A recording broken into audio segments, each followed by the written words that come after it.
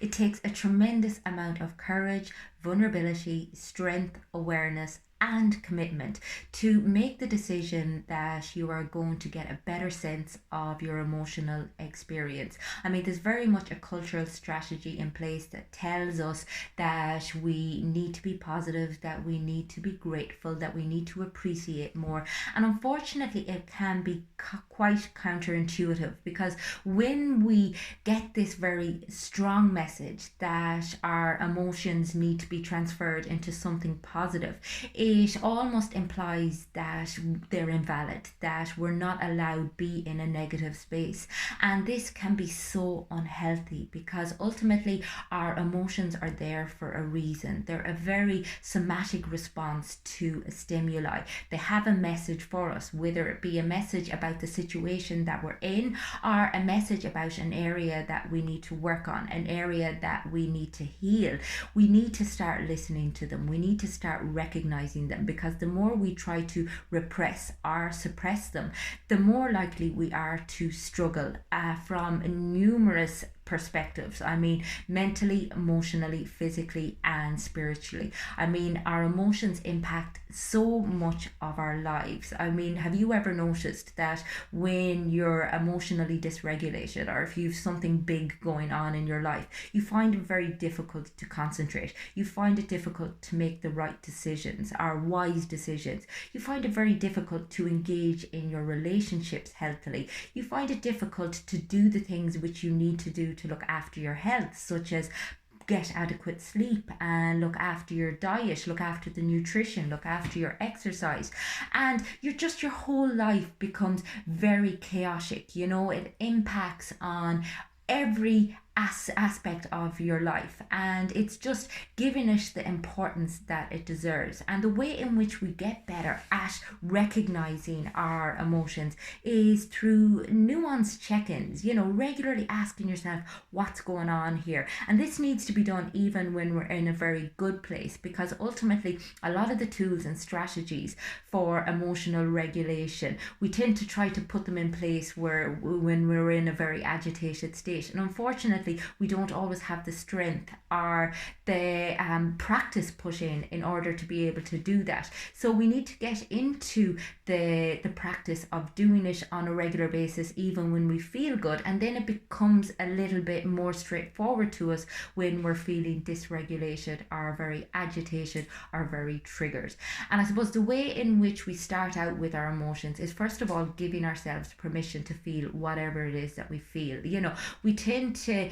have more socially acceptable emotions, and some of them are just frowned upon, like anger and jealousy. And again, anger, jealousy, envy, these are all very normal human experiences, and they all have a message for us. You know, envy is basically when we somebody else has something that we want, and maybe that's given us a message of, do we need to change something in our lives, or do we need to challenge our expectations for our lives? Likewise with jealousy,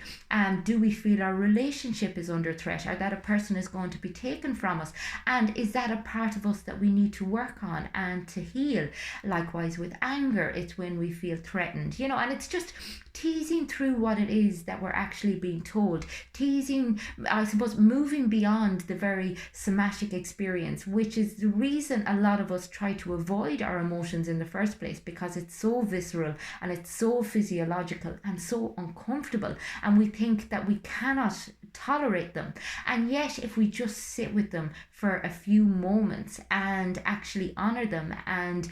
play around with them a little bit, then they dissipate quite quickly, you know. And it's not that they're never going to arise again, but it's just that they don't consume you in quite the same way that they do when you try to push them down or deny their actual presence.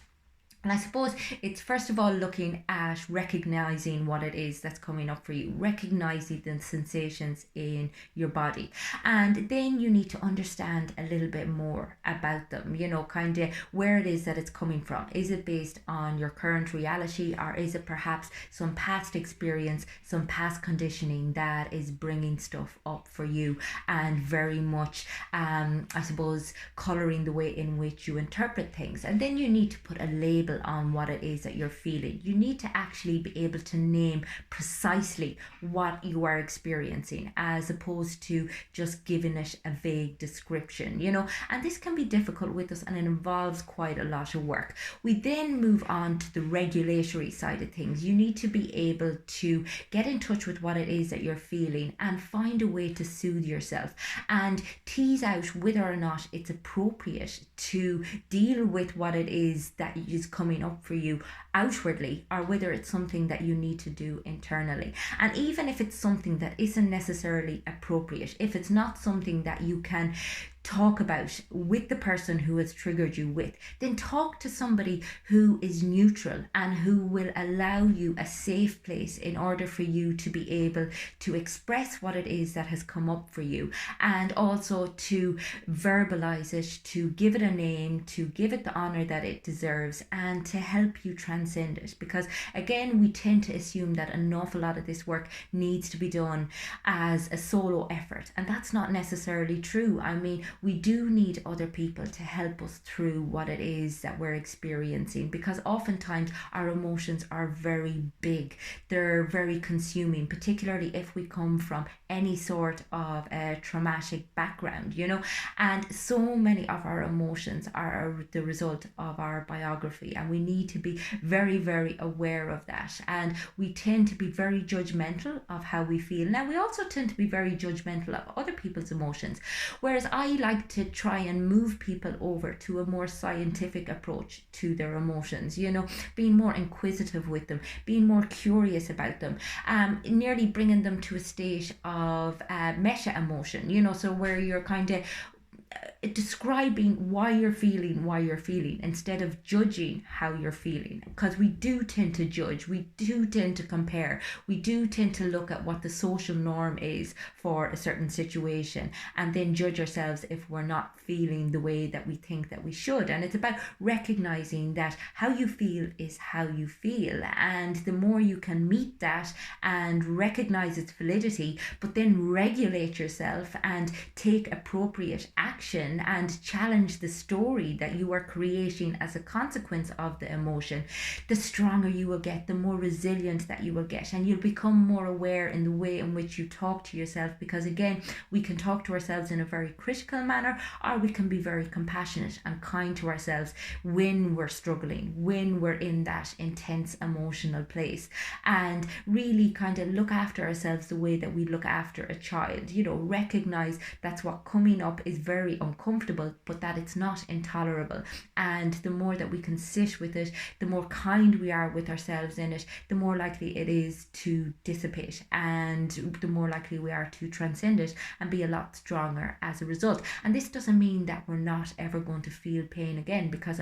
pain is part and parcel of life, but it just means that we get better at being able to sit with where we are at any given time, to pause and to reflect and take the time to actually pinpoint what it is that's going on for us and to deal with it, as opposed to trying to run from it, trying to avoid it, trying to deny our true experience, and it's something that is a practice, it's something that you build over time, but it is so worthwhile, because ultimately, as I said, your emotions are driving so much of what you do, and the more you can master them and learn to honor them and treat them with kindness and regulate them, the less likely you are to feel like as if you are not really living an autonomous life, like life is happening to you as opposed to life being something that happens for you.